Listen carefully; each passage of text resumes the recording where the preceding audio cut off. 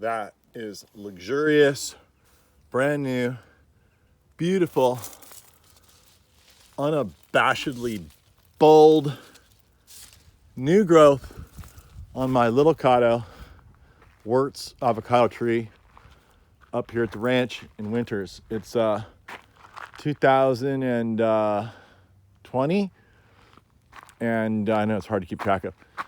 2020, and today is August 14th. And I had a ton of fruit on this tree last year. And guess what? I got no fruit at all this year. I was kind of bummed, whatever. But that's why I have all kinds of multiple avocado trees, because you never know. You never know. I'm shoulders up because it's hot out here. It's shorts and flip-flops only. That's kind of like mandatory to survive here. It's so hot. But it's so hot here all the time. But I really wanted to show you two things about what's happening right now in the life of this tree. One is, let me tell you the questions I get. Gary, how many fruit am I going to get per year, each year? When's it going to fruit? All these things. Well, every tree that we have can fruit at any moment. You want to wait. You don't want a little tiny tree to make a bunch of fruit because it's going to zap the tree of energy. The less fruit a tree has on it, the more that energy that is pulling up. There's only so much energy it's going to pull up from the ground. And, when tree's younger, you want it to grow. So this tree here was big enough where it put out 50, 60, 70 fruit last year. And that was great.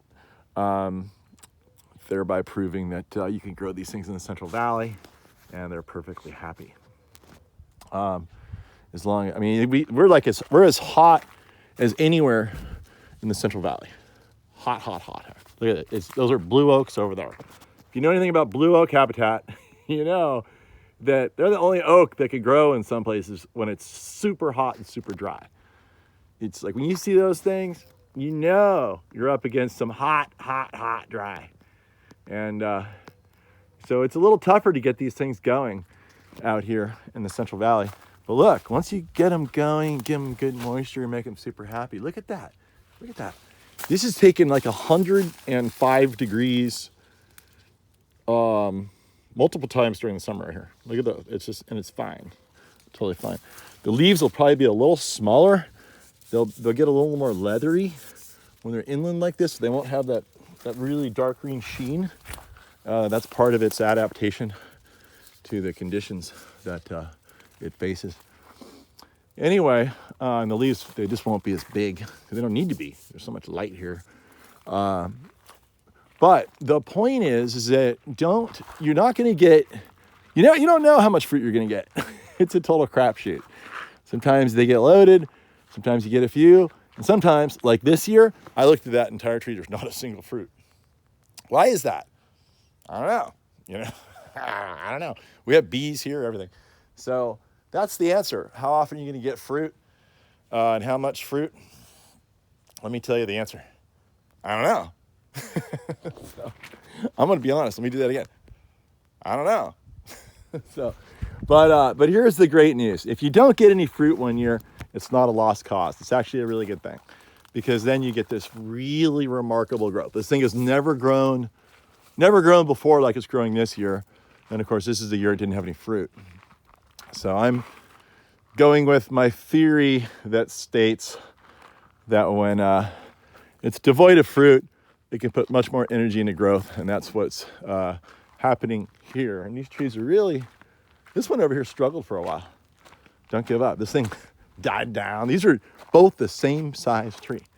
Look at, same plant, same conditions. This is something else people say, well, my tree, I got 5 trees from you, Gary, and 4 are doing great, and 1's just not doing so well, but it's still alive. What am I doing wrong? You could be doing nothing wrong. You never know. It's like these are not rocks. They don't perform the same way. They're not like a brick out of a foundry or a piece of rebar out of a steel mill. These are living organisms, and who knows what's going on. But I thought this one was going to die.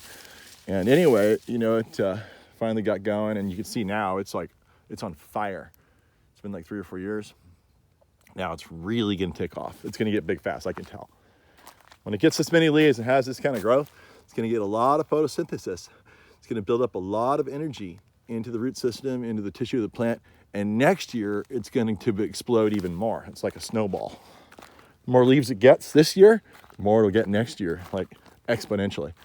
So that's where we are with the beautiful dwarf avocado, Littlecado, wonderful tree. I'll show you a Pinkerton, just to show you that there's no reason that for that Littlecado to not have fruited. Let me show you over here. Here's a Pinkerton. Now look, when you're in the Central Valley, I'm not gonna lie. These trees, they're a little stressed getting going, but once they build up some biomass, they seem to really, sort of get happier, like those trees over there. But like this tree here, plus I abusively grow these. I don't come up here for weeks on end. This is a Pinkerton here. So Pinkerton, even though this is a little guy, he made a whole bunch of fruit. There's actually a bunch of fruit on this tree. Here's another one right there. Here's one here, right there.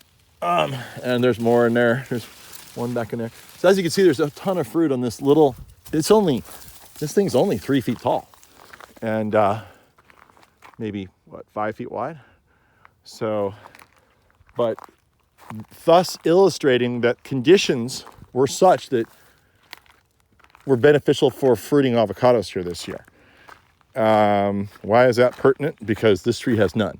So I think these trees have a certain intelligence level built within their systems, and they know when they should make fruit and when they shouldn't, when they should grow, when they shouldn't. There's a time for everything. Time to cry, time to weep, time to fight, time to grow avocados. So anyway, that's it from Winters, California, the furnace of Winters, California. Growing avocados in the Central Valley. To prove it, I'll show you the Central Valley. It's over there. Sacramento's that way. We are way hotter than Sacramento. We're in a rain shadow, desert rain shadow of the Napa Mountains, which are over there. The air descends off those mountains. Relatively moisture-rich air from Napa.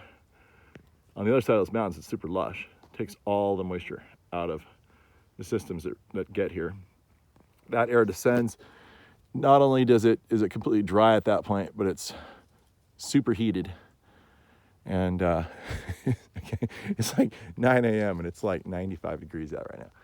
There you go. Wurtz avocado, Littlecado. No avocados this year, but better growth than I've ever seen on a single tree I've ever grown. So that's a good trade-off.